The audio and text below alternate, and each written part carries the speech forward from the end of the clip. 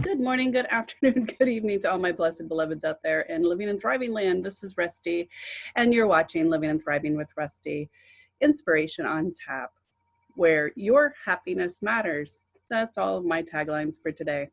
Jenny Mannion is our guest today, and I'm super excited about having her come back on.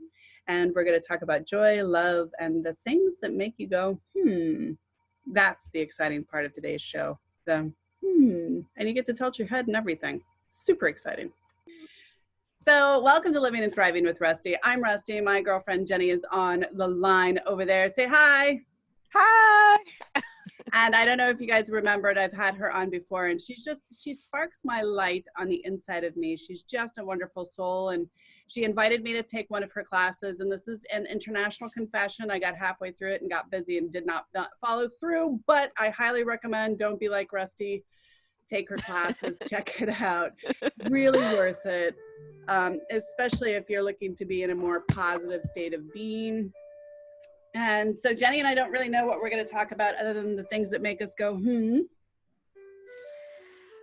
There's a lot of those. We're just, co-spiring, commiserating on this really wild year called 2020 that I personally, I've written 3 books in the COVID madness and have stretched my limits and gone deeper in my meditation practice and my spiritual practice. And there's a lot of stuff that I'd like to share publicly, but I can't share right now for safety reasons. But we have some big things happening in the living and thriving world. And I've just taken advantage of this time. What have you done in this weird? Yeah, well, quietness? as we mentioned, I was caretaking my mom in the beginning, when COVID hit, and then, when she was passing, dealing with grieving, but also a lot of expansion, a lot of turning inward, a lot of, the grief kind of made me be like, what is my life without talking to my mom twice a day, because she was my best friend. And she was just such a loving, inspirational, happy, laughing woman. Like, how do I bring that joy into my life every day without her too? And so it has been a pretty deep dive. I've been writing a lot. It actually led me to the path of studying shamanism. I'm, going to begin training to become a shaman and have just finished a class on shamanism, healing grief through shamanism. So it has led me to different paths and study, and really recognizing the importance of every relationship, every thought, our stories, where are we limiting ourselves, and really, again, like, shone that light on me of like, okay, are you walking your talk in all these areas? Because I teach this stuff, as you said, you're taking the class, but really checking myself too and making sure that I'm always, grief can really knock you down and make you feel like life is never, it is never going to be quite the same. But, that feeling like when she did leave this plane and I was with her, like, I'll never be happy again, and obviously that's not true. And really finding my joy in a lot of different ways. Nature has been so healing for me, during these months, and reaching out to people that I haven't talked to in a while because I was busy caretaking my mom, and really recognizing those friendships that are so important that I want to keep hold of, and reach out and show people and tell people that I do care and I am thinking of them, because it can be so isolating. These last 6 months can be so isolating. Well, and I love the fact that you and I are sharing a very similar path, because I started my shamanism transferring exchange as well. There's some other things that I'm doing that are really powerful, but yeah, this has been a deep dive into what's real and what's not real. And as you know, I write a morning musing every morning about what I'm channeled to say. And it's a deep dive for a lot of people, and some people aren't willing or able or ready to recognize that Mercedes and house and Coco Chanel, these are not important things. Mm-hmm. And if anything has taught us what's valuable and important, it's time and life. And you know how deep I am about loving being alive. I mean, just being granted that opportunity to take that breath, to to see my little dog bite first thing in the morning. I roll over and it's right there, you know? And to have that first sip of coffee, like, to me, that's why I'm here. I'm here to experience the joys of being alive, not to placate my ego with the busyness and distractions of crap. Absolutely. Absolutely. Yeah. And I mean, when clients come to me, the first thing, yeah, there's meditating. That's really important. But the first thing is just joy. What brings you joy? Because that is what's connecting you to your soul. That's what's making you say, yes, life on this planet isn't so bad. I do like it here. There are these moments that bring me to that place of connection. So the first thing I always prescribe is joy, like getting back to that. And so many people, it feels like it's a luxury. I've noticed, especially with women, that are caretaking other people, not taking time for themselves, really not. I've had clients that had a hard time remembering what brought them joy, and almost like having them, you have to give yourself permission to experience that. And sometimes during this time too, there can be almost a guilt. Well, there's so many people suffering, how can I experience joy? Who might experience joy? But you're not going to help anyone from this disempowered state, saying how horrible everything is. If you're filled with joy, you're filled with empowerment, and then you can actually go and do something to be of help. I love you. I love you too. I think that's a hugely powerful statement. You know, we can hem and haw and bitch and craw and say that one person's a bad person or one this and all of this stuff and fill our lives with that negativity because we're really in a silent period right now, which is great. I call it the cosmic reset. Um, and you have a choice as to how you want to participate in this moment. And, you know, we're all kind of grown up-ish, me not so much, but Yeah. you know, I like my Nerf guns. Um, it is really a choice as to whether or not you seize the day, carpe diem, which is my, you know, Mm-hmm. tattoo, soul tattoo, or you can wallow in the day, or you can ignore the day, right? Those are really the two Right. choices we have. Yeah, and the ignoring has gotten really big too, that numbing out, because we have countless things and ways to numb ourselves out. But that's not going to make you feel any better. It might temporarily, but it's not going to overall make you feel better. It'll make that negative self-talk even stronger, because at some level you're avoiding things. So to be able to be kind and loving to ourselves and supportive and know, sometimes I'll give myself permission to binge watch a Netflix show. Like, hey, I'm feeling like I just need to do nothing right now, and that's okay. But giving yourself that permission instead of kind of falling into that just circle of doing something over and over and over again, because that downtime can reset you, to come out of that and feel a little more rejuvenated.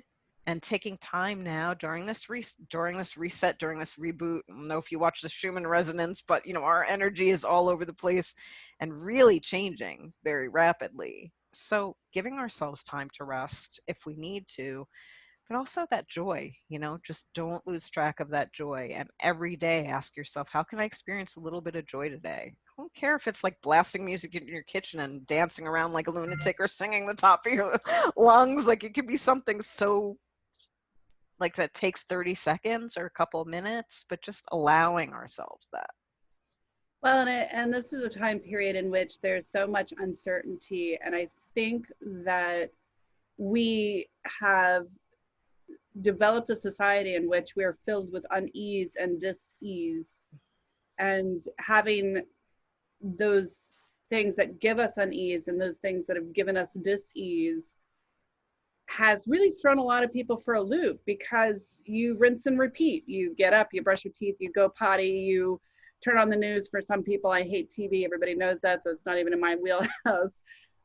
Drink your coffee, your tea, whatever, make your lunch, don't make your lunch, get the kids up. Whatever your routine was in the past has really shifted into a different look, a different feel, a different equation.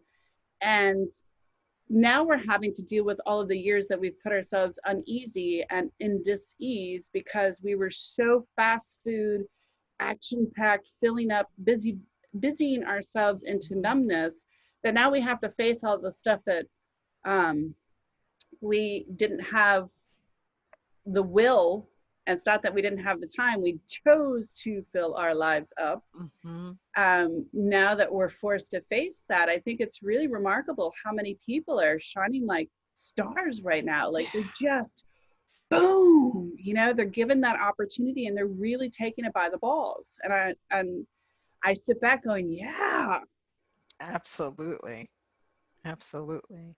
Yeah, we're all given this opportunity, and with my clients, it's interesting. I mean, the people that are not willing to do the work or still or numbing out or whatever, like giving them love, because I mean, there's a wound so deep that they're afraid of looking at it. And even when we've been on this journey a while, like I had stuff from the past come up, that I had thought was long healed.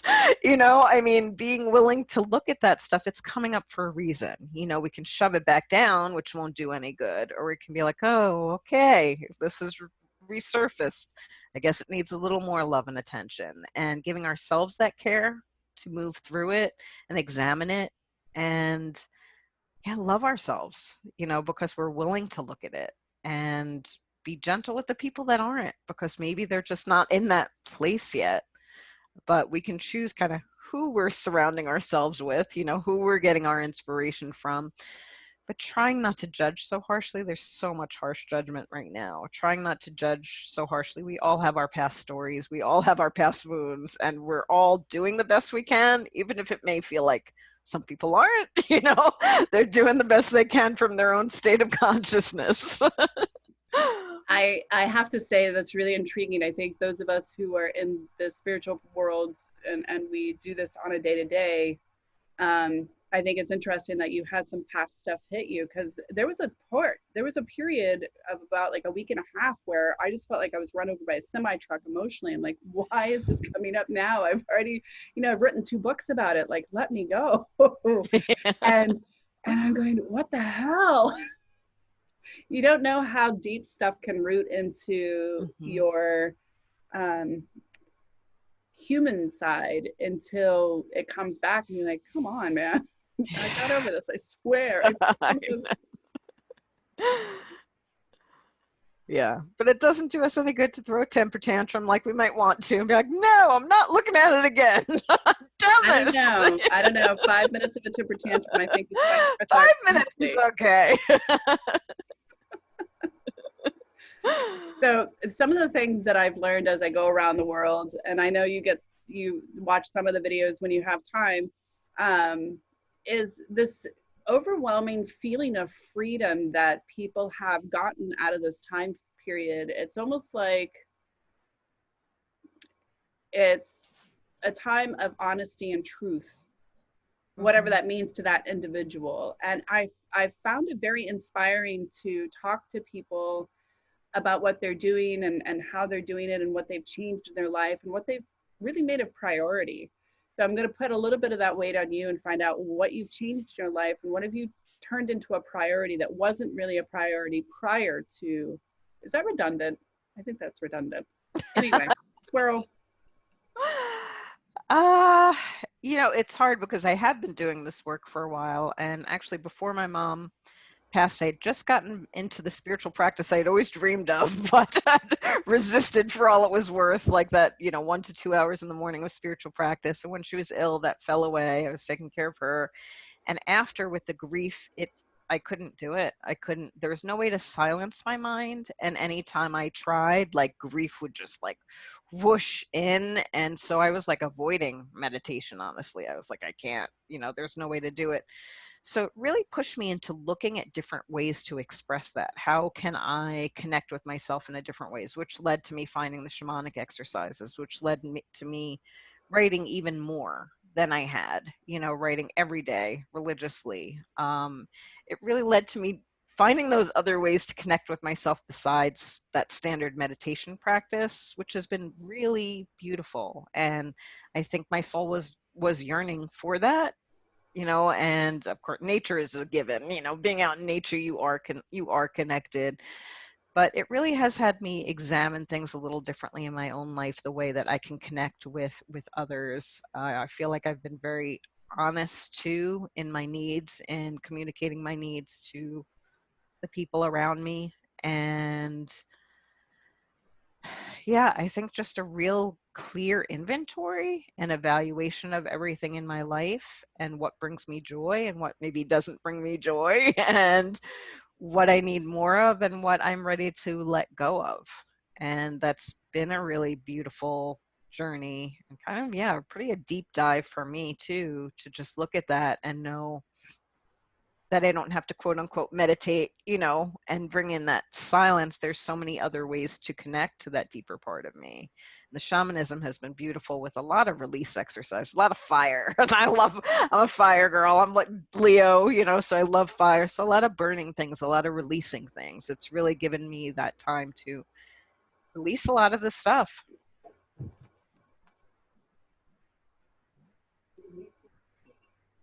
It's just been, yeah, a lot of time, which has been actually good, that time to, and it's allowed me to work differently too, like really look at what can I offer my clients so they can get in touch with their deepest guidance? What more tools can I offer them where it's not me doing something for them? Because I know it's never about me healing anybody. It's about that inner work, but what opportunities can I give them? I'm taking people on guided Akashic journeys where they meet their guides and then they can go back and get that information. So it's really allowed me to just look at things very differently. What I think is interesting is that a lot of us have taken perspective in how we're approaching the situation.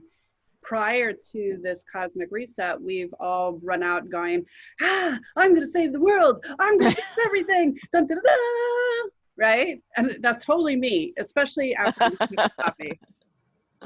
Watch out, world. But this reset has pushed us to go into a deeper realm where we're like, no, I'm not going to help you. I'm going to hand you the tools that you need to come up with this on your own, because I'm not here to fix you. Mm-hmm. And that is incredibly powerful to have that conversation after all the years of being super rescuer. Yeah, it is really powerful. And we all have those ways to tap into that guidance and endless tools, so to be able to, anytime I learn a tool, I'm like, yay, I get to share it with other people so they can use it themselves, not to use it for them, but to show them so they can use it for themselves. And we are so lucky to be on this journey for so long and have so many different healing modalities and tools and, people doing this work that are really aligned, with this work and are walking their talk. So we can, just get that inspiration from others as well and keep leading. The best thing I can do for myself is to be in integrity and to walk the talk so that I am, I'm kind of living example of the things instead of just spouting out spouting out things to do that I don't know whether they work or not. The things that I talk about, I've used to transform parts of my life, and I've seen other people use them as well. I think it's a beautiful time for that transition. I think that we are in a very powerful unveiling and recognizing our truths, our personal truths, and recognizing that we're just observers at this point. We need to step back and as a collective in our industry, be kind, compassionate, patient, and let this play out. And it's really hard, but I always remember the time when Chloe, who is my daughter, for those of you who are new to the show, started walking. But she was actually a climber before she was a walker. And you want to talk about fire? She's nothing but fire. That kid was jumping on furniture before she was walking. Little. Wow. Oh my God. 3/4 of my gray hair because of her. But she's my favorite person on the whole planet. I love her to death. She's now 15 in college. I can't even tell you. She's a miraculous child. But anyway, I digress. So she's got her little diaries on and she's like trying to walk. And for those of you who are parents and you remember that time when they do the diety waddle, I kind of feel like that's where we are as healers. We have to sit back and just let them fall, because Mhm. we know innately that they're going to get it. And we know that by being there and in a supportive position, that's where we're supposed to be. And we have to trust the universe, source, God, whatever, however you word it, and knowing that they're going to be taken care of. And that's a kind of an uncomfortable position to be in, because we're always so busy on being scheduled, being timed, doing this, doing that, and do. Now we have to sit back and just go, okay, I'm Yeah. not smarter than God. I'm not smarter than the universe. I'm not smarter than the powers that created me. And if I were, I probably wouldn't be sitting here. Right. And letting go is always, that's so, it's so against our humanness. We want to control. We want to know how things are going to go. We want to feel like we are, definitely steering the ship. And I mean, we could steer, but we got to have our hands like loosely on the wheel, like, and go with the current and let it take us, because yeah, things change so much in a day these days. And the more we hold on, I know you've learned this too, Rusty, the more the universe will be like, oh no, that huge wave will come to knock us over, on the boat. So really just letting go. And of course you have that idea and direction of what you want. I want peace, love, and health, for me and everyone that I know, but really holding loosely onto how that looks. And every day, I mean, yeah, tuning in however it is that you tune in, can be through, and I think that it doesn't have to be through standard meditation. It can be through walk in nature. It can be through, dance. It can be through anything that gets you connected with your soul is tuning in, and that's, Exactly. yeah, that's where the inspiration I, lies. I find that a lot of my clients will say, oh, I don't know how to meditate. I can't sit still. My mind is always going. And I'm like, yeah, that's the highway of consciousness. Of course, it's going to keep going. You're going to hear lots of things. It's never going to be perfectly silent. You know, that's, that's, that's a great dream or aspiration. But what it is it's slowing down. Mm-hmm. It's being in the moment. It's being in the here and now. The past is exactly what it is. As I always say, the past is the past. There's nothing you can do to change that. It's gone. But right now, how you feel, how your body feels, how you're slouching, like, arm slouching right now, I can Mm-hmm. feel that. I acknowledge, because I'm in the present moment. Mm-hmm. Um, that's what getting in tuned is all about. And I think there's a lot of misunderstanding as to what that looks like. And girlfriend, you and I totally walking in the woods all day long. And if you get me a Yeah. waterfall in that, I'm there for Oh, that's my favorite too. Absolutely. there's just nothing like walking and hearing the crunching of what's underneath you, that organic raw material, and all the weird different smells that you're not used to because we're surrounded by concrete all the time. And then the dragonflies and the flies and the bees and all of the things that encompasses what life is that we miss because of our busyness. Yeah. Yeah.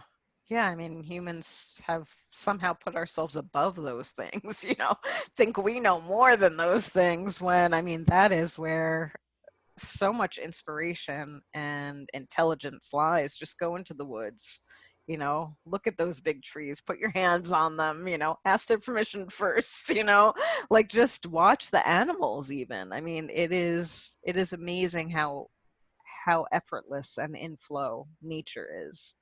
And yeah, and then there's our minds. So it is really, it's so healing to go to that place. Not my mind. You know, I'm out. This labyrinth. Yeah. So we're getting ready to wrap up today's show, and I love you and I adore you, and I'm just so glad we had this time. And don't ever hesitate if you ever have free time. See if you want to FaceTime. I mean, I'm pretty much available I would before love 10 a.m. that. every morning. So, I would what love state that. are you in?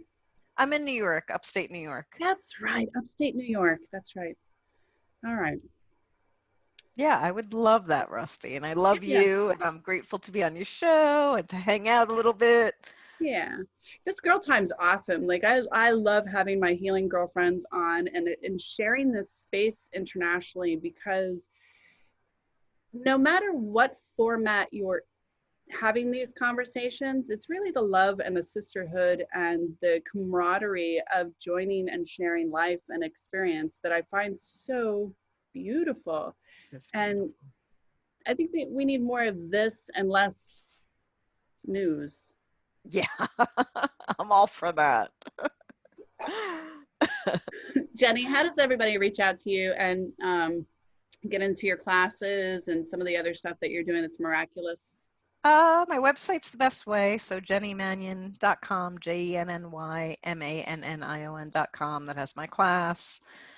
I have the guided Akashic journeys I've been taking people on. So that is the best place to reach me. That's got to be a trip, that a whole Akashic journey thing. Oh, I I love want it to, so much. yeah, I want to learn. I'm Yeah. really tapping into that. Huh, that'd be interesting. But you know me, I've always got so much going on. And it's not, people misunderstand why I constantly read and study. And it's not because I want to busy myself, it's because I'm so freaking curious. Oh, I was me like too. 3 Right years now, old. Rusty, I got like 3 courses and 3 books going. Like, and I just love, I feel so bored if I'm not learning. Oh, yeah.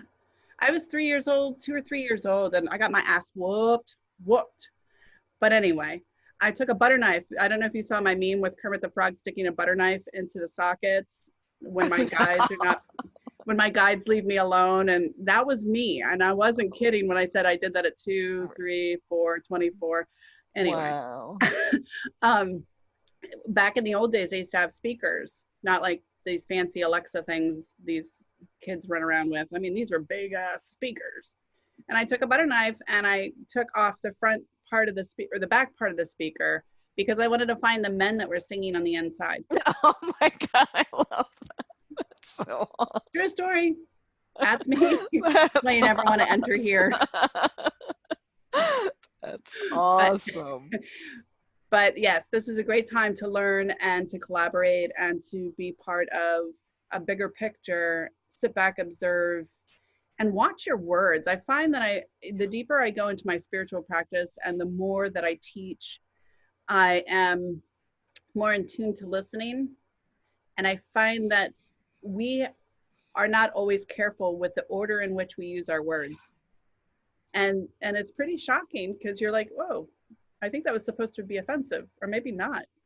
And you sit there going, huh. So that's my caveat for the day is, watch the order of your words. What's yours? Absolutely. And people are extra sensitive these days too. So it is even a better time to be watching your words. All right, Jenny. I love you. Bye, sister. I love you. You're watching Mwah. Living and Thriving with Rusty. That was my girlfriend from upstate New York. For some reason, I still think she's in Pennsylvania. I don't know why I picture you in Pennsylvania. I just I do. went to Penn State, maybe. I don't know. Okay, maybe that's what it is. The guys are like Penn. No, I just pictured you somewhere in Pennsylvania, but New York State works. Um,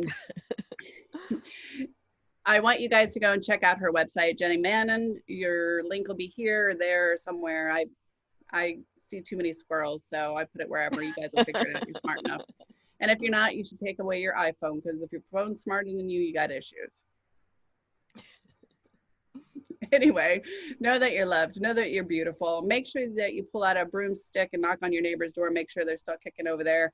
If you get, real bored and you don't want to actually eat cookies, but you want to make them for your neighbor, you might want to do that too, because it's always fun to give somebody something, other than a hard time, unless you have teenagers and they get a hard time.